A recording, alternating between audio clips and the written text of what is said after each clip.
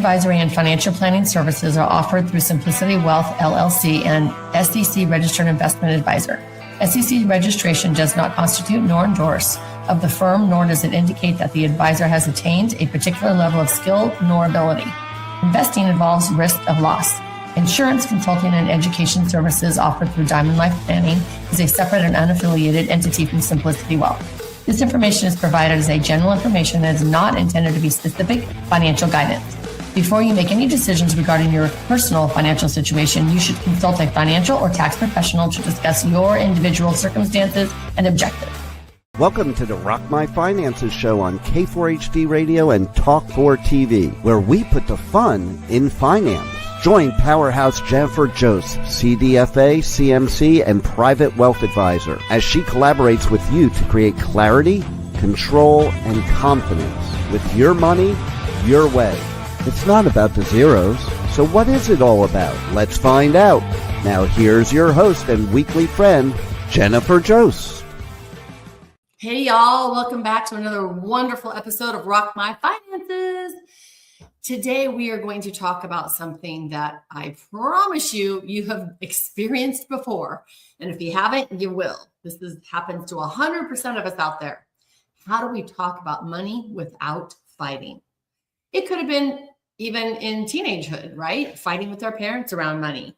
I remember, wanting the label jeans, Jordache jeans or whatever. And my mom was not a label shopper. I am not now either. But at the time I wanted to be a cool kid. And so it could be that fighting. It could be any type of fighting. You have a business partner, obviously a spouse, girlfriend, boyfriend, whatever it might be. How do we have money relationships without arguing?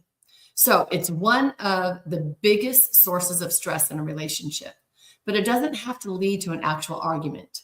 So we want to be able to have healthy conversations and understand different money personalities. And we want to be able to avoid communication pitfalls, So we're going to dive into all that today. Have you ever noticed that the simple conversation, like you could just be talking about something so very simple and it turns into a huge argument within just like a couple minutes? So maybe one person wants to save more, one person wants to spend more, maybe one person avoids talking about money altogether. Maybe one person might even be spending without sharing. And so you find out about it later, or you might get a text now that says, hey, what's this charge on this charge card right now? And you're like, dang, I just did that 20 minutes ago, right? It might even feel like there's one person that cares about the money and the other person doesn't. And so either side of that can feel very uncomfortable. The truth is, here is the truth. It is not about actually money. We are not literally fighting over dollars.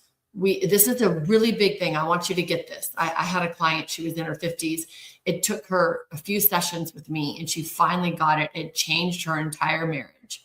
So I want you to hear me here. If you're taking notes, write this down. You got your money journal out. If you have your money journal out, that's great. I want you to get your pen and paper out and write this down. The truth about fighting around money is it's not about the zeros. It's not about the money. It is, drum roll, it is what money represents to each person. So what money represents to me will be very different than what money represents to you. It could be security. It could just be freedom. It could be control. It could be fear. It could be just trust. And sometimes money represents love. Because no one teaches us how to have these conversations, we often repeat patterns that we learned growing up. Again, I know I always go back to our childhood. I know. Hey, Dad. Hey, Mom. What's up? I just went and visited my mom today. Okay. So I'm going to share some practice ways to talk about money without fighting, whether you're married, dating, divorced, widowed, blending finances with a new partner, having children growing up with it, talking to your older parents, your younger parents. We're just going to dive right in. Okay, so number one, part one, money is rarely about money. It's not about the zeros. It's the biggest breakthrough that you can possibly have. A lot of my clients finally see this and it changes it. Think about it. When two people can look at the exact same bank account have the exact same financial plan and see it completely two different ways. One person might be completely, totally relaxed and all ready to go and move forward. And the other one might be still scared to death about it. One person could see, hey, we're doing great. The other one's like, oh my gosh, we're going to be eating cat food in retirement. Same numbers, same life, just a different story in the background. Okay. So why does this happen? We all have a money story. Yes, we do. Maybe you grew up in a household where money was scarce. Maybe your parents fought about money. Maybe it was you grew up in a single mom household, like my kids did. And there was maybe stress around money every time you had to ask for a big dollar amount for something. Maybe there was just consistent stress around bills. And maybe there's one person that overspent a lot and the other one controlled the money completely, like penny pinching, dime for dime. Maybe there's plenty of money and we never even talked about it. You don't even know money was an issue until you started having to do it on your own. So you're completely uneducated about it. But before you can have a productive conversation, you have to recognize that your partner's money beliefs are very different than your money beliefs. So you have different money beliefs. Neither person, here you go, another drum roll, write this down. No one's right and no one's wrong. Get that. Like, no one's right and no one's wrong. You cannot, just like we always say, you cannot tell me how to feel. And you cannot tell me my feelings are wrong. We got to remember that. Simply, we're operating from different experiences, and that's it. So here's your number one exercise. I'm calling it your Diamond Life reflection exercise. So Diamond Life, if you hear other episodes, what is Diamond Life all about? My children who passed away, their birthstone was diamond, so I named everything after Diamond Life. To experience a Diamond Life means you have a life of joy, freedom, just total bliss.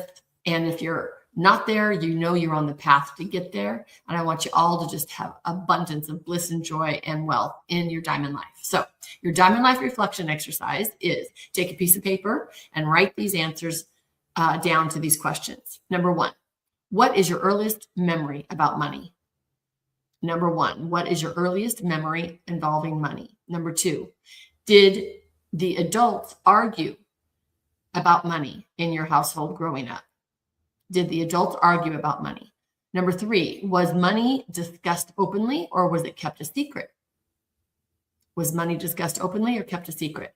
And number four, did you hear phrases like money doesn't grow on trees, rich people are greedy, we can't afford that, you have to work hard for every single penny, right? Did you hear those phrases like money doesn't grow on trees, rich people are greedy, just all those terrible things? And number five, what emotions did money create in your home growing up? So what kind of emotions can you remember when you're thinking about money growing up? Now ask yourself, am I reacting to a current financial situation or am I reacting to a story that I have learned as a child? This is your first step to understanding. Bum, bum, bum. So this is your homework. And this is where the change begins. Because now you say, okay, wait, that like mine was work hard, make money. So I worked hard, like in my early careers and, up until 50s, I worked hard 7 days a week, like always working. And then I realized that these millennials coming up aren't working as hard as I am and they're just as successful. And it's like, okay, what's going on? I don't have to work this hard. Like I had it like a badge of honor because that's just the way it was. Well, it's not actual truth now. Like we need a work-life balance, right? So I had to re-switch that. It's like, okay, that is not my current adult belief now. Yes. Do I put everything, my heart and soul, honesty, integrity, value, and everything, and give my clients everything plus? Absolutely. And that is me. And that makes me feel really good. And do I take Sundays off? Absolutely. Do I leave and go play pickleball for a couple hours? Absolutely. So I had to retrain my old thoughts into my new beliefs. Okay. Part number 2, understanding the different money personalities. The one reason couples struggle is because they approach money differently. So let's talk about a few common personalities. I'm sure there's much more, but we're just going to hit some highlights. The saver, of course, right? They feel secure when the money's in the bank. They like planning. They like emergency funds. They like knowing what's coming next. and they want to know exactly what's happening. And their biggest fear is running out of money. And that could be no matter if they have 50,000 in the bank, $1 million in the bank, 5 million, doesn't matter. They still have the fear of running out of money. That's the saver. The spender. The spender enjoys experiences, making memories.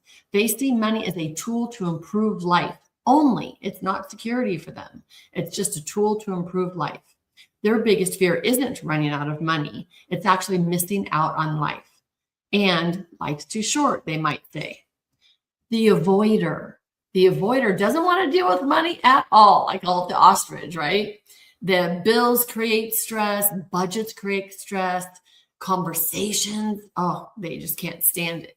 So their strategy might be, if I don't look at it, maybe it'll just go away and never show up. The controller likes certainty. They may monitor every single transaction. How many times do they pick up their phone and look at the bank account? They may feel very anxious and they don't even know where the dollar's coming from, or even if they have lots of money, it doesn't matter. If they're controlling, they want to see everything that's happening. They're understanding. Now we need to understand these differences, right? And create compassion around it. When the controller is out of control, they have huge anxiety. They may even have anger. They could flip-flop into depression and anger. And they don't even realize it half the time. They just know that they're feeling out of control, like the boat is sinking. So the goal isn't to change someone's personality. The goal is to just understand it. So here is your Diamond Life reflection exercise on this part. Which personality most sounds like you? Are you a saver, spender, avoider, or controller? Saver, spender, avoider, or controller? Then ask, what are the strengths about my money personality? And of course, what are the weaknesses about my money personality? And then what might my partner see differently than I do? So you might even want to have this conversation with them, like, are they the saver, are they the spender, avoider, or controller? They might think something different than you think. So it's really kind of cool to have the same terminology, to have conversations together. I swear, as a financial advisor, I save marriages. I say that all the time, because once I put a language to money that you both can use, you can talk about it much clearer, with less sarcasm, with less anger, and we can actually all get our goals accomplished and our feelings felt, and we feel part value in the conversation. So we need to create our own language around money. I think I'll do a podcast on that. Oh, okay, good idea. So most conflicts arise when we assume that I'm right, you're wrong. So again, take that out. You cannot be right, you cannot be wrong. That's just the way it is. So instead of trying to change your person's personality or their ways, let's just understand. Let's talk to understand and listen to understand. Okay, part 3. Some of the biggest communication mistakes. Okay, so let's talk about what not to do. Number 1, bringing it up at the wrong time. This is hard sometimes, but we want to, make sure that we respect our partner's downtime, maybe hurried. This is probably, I'm the worst. I still do this to my kids right now. Nothing good happens when one person says, we need to talk about money. Like, ooh, yuck. Who wants to do that? 10 o'clock at night, going to bed after a really long day, when everyone's exhausted, when you come home and you're starving, when you want to come in for a date night and have a good old time, and someone says, let's talk about money, right? We need to choose a neutral time. Now, this is why I always have you put a money date on the calendar so that everybody knows Friday, 7 p.m. is going to be our money date, or 4 o'clock on Sunday, it's going to be our money date. And if you're really contentious, well, of course, hire a money coach. I know a really good one, just saying. And you want to know that that's going to happen so that you can schedule downtime after, schedule a walk, go to the gym, schedule whatever you need to schedule if you know this is going to be a contentious conversation. Like, we want to set these things up ahead of time. Number 2, using blame statements like, you always do this. You never save. You don't even understand money. You're so stupid. I mean, it could get really bad, right? So it instantly puts somebody on the defensive. So here's what we learned like 1,000,000 years ago. iMessages. Yes, I know. I feel. out of control when I don't know when you're planning on spending big dollar amounts. I feel out of control when you just go and make a decision by yourself, right? I feel very anxious when we don't have enough money in the bank. It might be anything, but just keep it to I messages.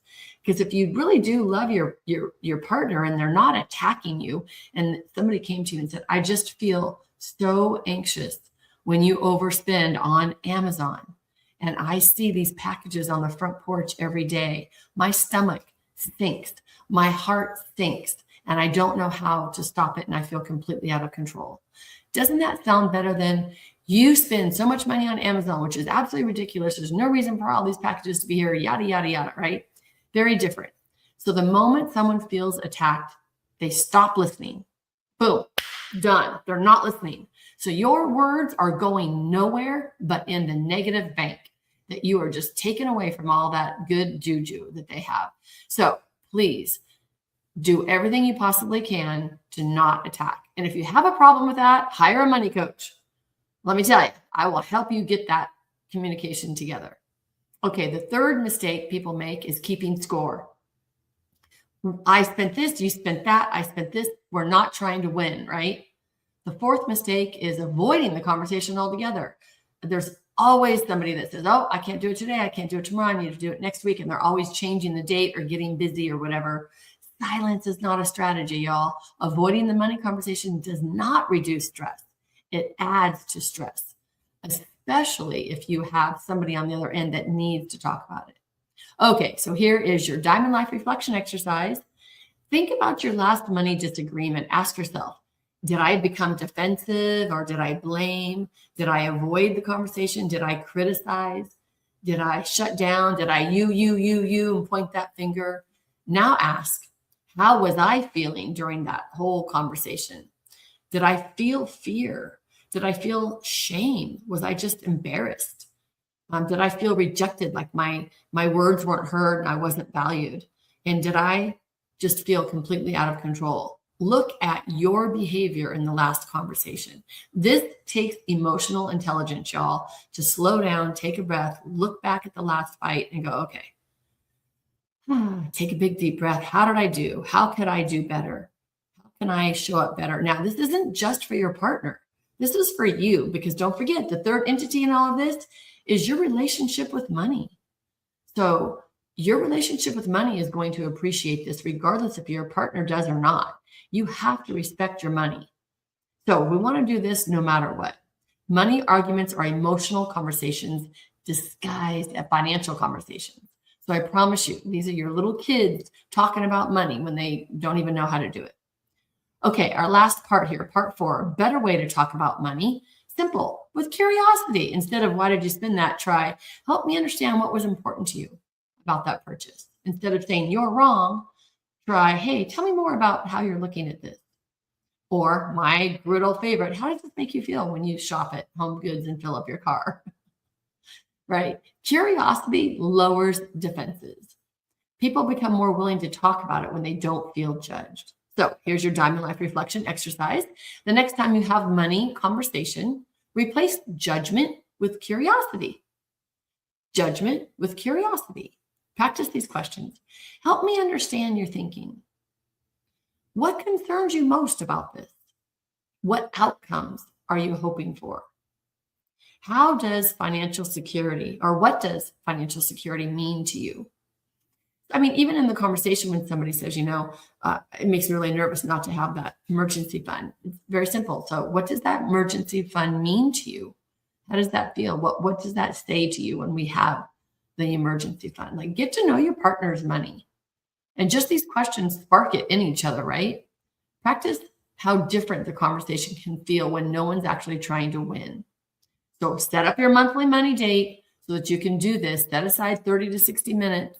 Grab a cup of coffee, bottle of wine, your nice cocktail, whatever you want. Sit out on the patio on a nice cozy couch and review your upcoming expenses, your saving goals, your travel plans, major purchases, progress towards the goals. But above all, how are you feeling about it? Do you know each other's personalities, your financial personalities, your money story? Do you know that with each other? We want to make sure that we're not coming with criticism, that we're really coming with teamwork. We want to make sure that what's working, like talk about what's working with our money dates and what's stressing us out. Like, what are our goals? You might be carrying stress so well. Your partner might not have any idea that you're stressed. Could be your business partner, could be your home partner, could be your family unit, could be your children, it could be anybody. But nobody knows what's going on with you unless you use the words and share with them that that's really stressing you out. And stress creates what with you, right? Like stress creates me to be agitated and bitchy. Like I can literally just snap when I'm stressed, or I just start crying for no reason. That's not appropriate either, right? So what do we need to improve? Let's talk about that. Talk about that on our monthly money dates. Now, I want you each to have a weekly money date on your own, and then you can come together as a team for your monthly money dates. Remember, our goal is connection, not correction. I am not here to correct you. Here I am as a financial advisor. Of course, I can tell you all this. It doesn't matter. If you have a completely different money personality and completely different beliefs, my way is not going to be your way. So we have to come together, communication, connection, so that we can create our goals and plans together. And that feels so good. That feels really, really, really good. I always tell people you're going to have more sex and more money if you hire me, just saying. Okay, I hope you enjoyed this episode of Rock My Finances. I want you all to be able to have your money dates, talk about money in a connection way, and be able to walk away and say, I rock my finances. We appreciate you joining us today, and don't forget to subscribe to the Rock My Finances YouTube channel for more engagement and bonus content. Tell me, what is your money story? Let's find out with Jennifer right here on K4HD Radio and Talk4 TV. It's not about the zero, it's about the F word, feelings. Feelings Jennifer can't wait to explore with you next week. Until then, let's all say, I rock my finances.